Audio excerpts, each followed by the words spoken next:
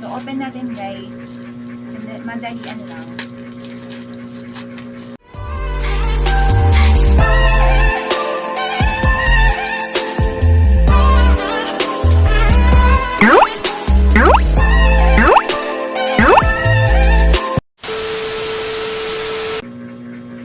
Hello, what's up guys? This is Natal G and welcome to my YouTube channel.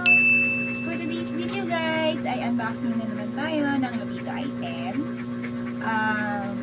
Actually guys, matagal na itong naka-inbox sa akin. Ngayon ko lang siya i-unbox kasi ngayon lang ako ulit nagkaroon ng time mag-unbox. So yun, ito yung watch guys. So syempre hack na naman to. Meron na naman akong discount dito. So nabili ko lang to guys ng 43 pesos. Ano to guys, LED watch. Iba to dun sa LED watch na una kong nabili, na yung unang pinakita ko sa inyo. So ito, pang girly-girly talaga siya. Tapos, 43 pesos lang guys. 43 pesos ko lang siya nabili. Pero nung una ko dapat siyang i-check out, medyo mataas siya.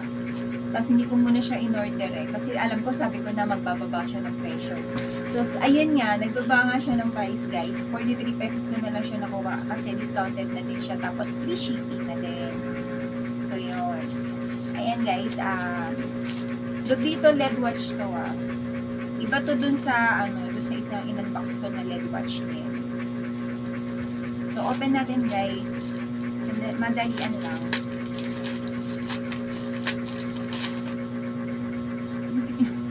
Paligid sa kamay ko. So, yan. Ano to guys ilang araw na to nasa akin, ilang weeks na yata. Ngayon ko lang siya na-unbox ulit. Ngayon na lang ulit ako nakapag-unbox pala. So, yan guys. Diba? Tingnan nyo guys. Pambabae siya talaga. Hindi katulad ng unang LED watch na nakuha ko, na-order ko. Ito pang girly talaga.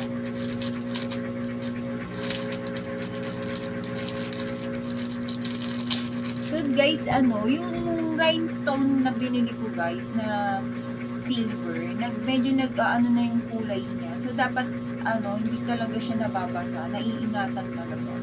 Kasi medyo nagbo-black-black na siya. So ayan guys, tingnan niyo. Magnet siya. So hindi mo na siya kailangan pasikipan para dalhin pa sa para sikipan katulad ng isa.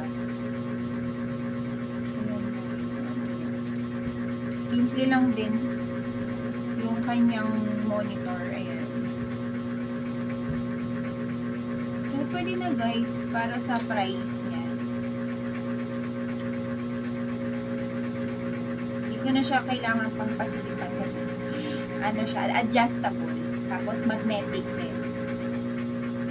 Malikit yung magnet niya guys. Malikit siya.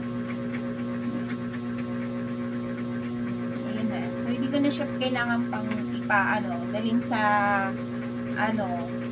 sa naggagawa sa mga nagre-repair ng watch para pasikipan kasi na siya, adjustable and magnetic. So, yun. So, guys, ito nga pala yung price niyan, yung original price. Yung live selling price. Tapos, ito yung price nung na-check out ko na siya. Discounted na naman siya ng 50 pesos. Tapos, free shipping pa. So, ayun. Kaya, 43 pesos ko lang siya nabili, diba? Amazing. Is it amazing? Charot. And guys, pala, sorry. Look ha. Look the details. Ayan siya. Meron siya dito, ayan o. Ito, ayan. Diyan, nakakabit yung pinaka-bracelet niya. So, i-adjust mo lang siya. Tapos, magnetic. Magnet na siya. Ayan o. Diba? Ang cute. Yan yung mga details niya. Tapos, ito yung ito pala sa kabila pala. Ito yung para ma-open yung tapos ito yung pang-adjust niya.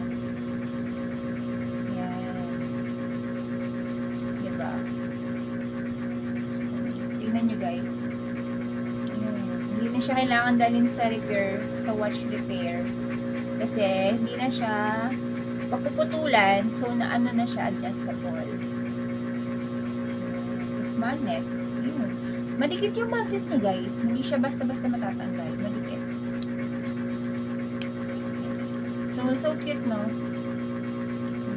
43 pesos lang yun, guys. So, hindi ko alam kung magkano yung kung sakaling mag-check out kayo, hindi ko alam kung magkano yung magiging price kapag mag-check out kayo. Kasi it depends din minsan kasi dun sa ano yata. Hindi ko alam basta kung nagamit nyo na yung ano nyo, yung voucher, yung mga ganun. Kasi may voucher din siya. So, yun. Matagal na rin ako hindi nakapag-check out, guys.